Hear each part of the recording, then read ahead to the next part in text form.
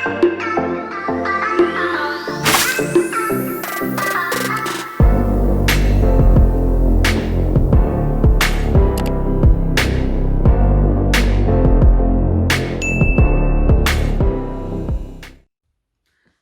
y'all, let's talk about dads.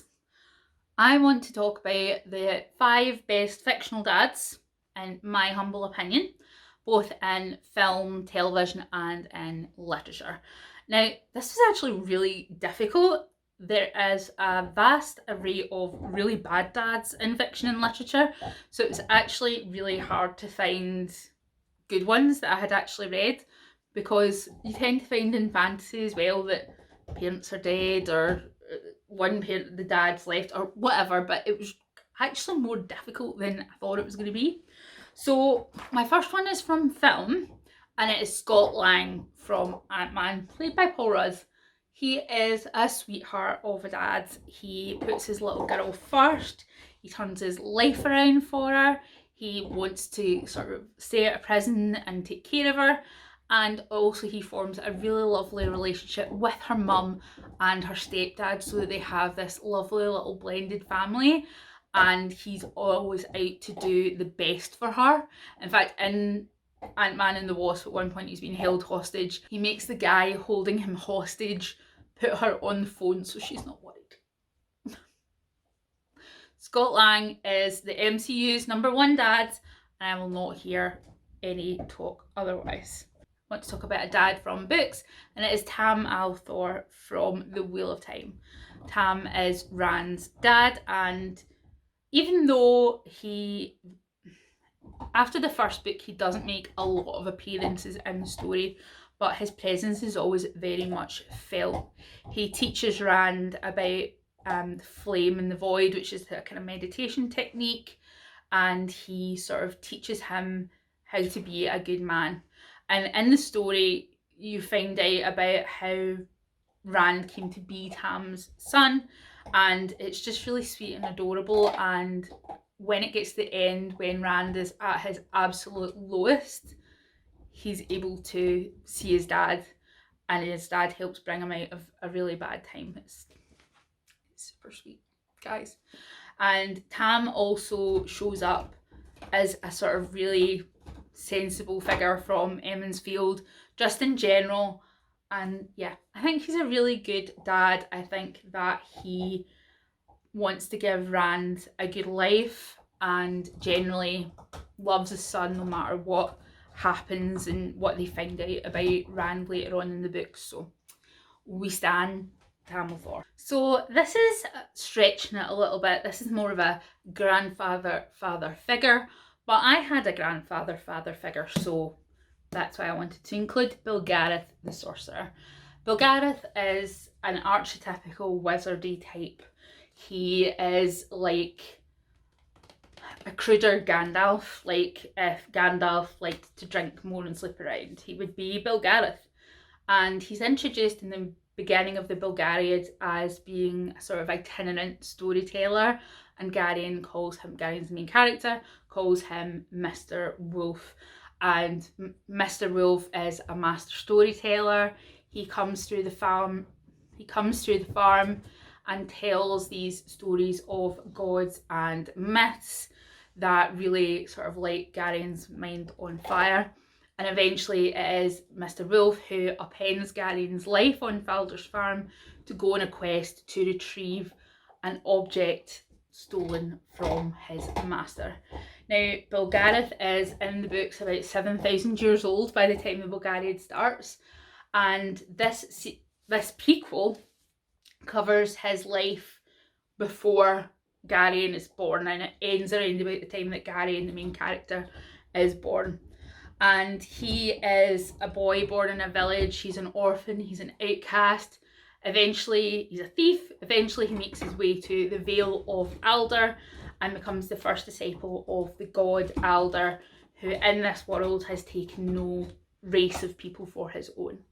And he becomes his first disciple and meets his wife, who is a wolf in a way. And he is not a good father to his daughters. I will say that he is a pretty bad dad to Bulgara and Bildarin, but he does try and make up for it later on, and he has a really special relationship with Bulgara, and then later with Garion, who realises that Bulgarith is his granddad. At one point in the Bulgaria, towards the end, they do something, and Garion says, you know, that Bulgarith is feared through all the lands, and people are scared of him, and you know, think of him as this big sorcerer, which he is, but that everything he does is born out of love, and it's just the sweetest thing I could possibly imagine. He's still in love with his wife, who's been dead for like 3,000 years. Ugh. I love Bulgarith, and I love this book to pieces. I love this book, and I love Bulgara the sorceress as well. I love the Bulgariad. It's one of my faves. So yeah, Bulgarith, ace father figure. Now, then I wanted to talk about a good dad from the Discworld, and I want to talk about Sam Vimes, who is the archetype good cop, I suppose.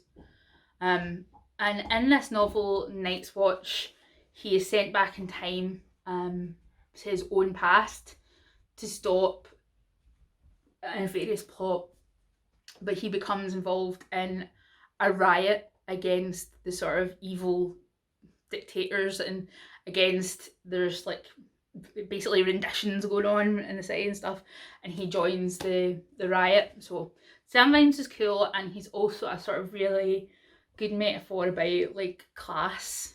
One of my favourite things that Terry Pratchett wrote about Sam Vimes was this metaphor about boots, where rich people can buy a really expensive set of boots that will last for years and years and years, and they'll save money in the long run on these boots.